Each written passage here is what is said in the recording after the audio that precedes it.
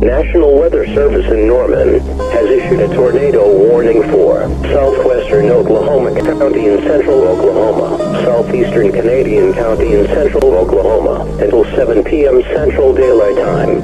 At 6:23 p.m. Central Daylight Time, National Weather Service meteorologists and storm spotters were tracking a large and extremely dangerous tornado 6 miles southeast of El Reno.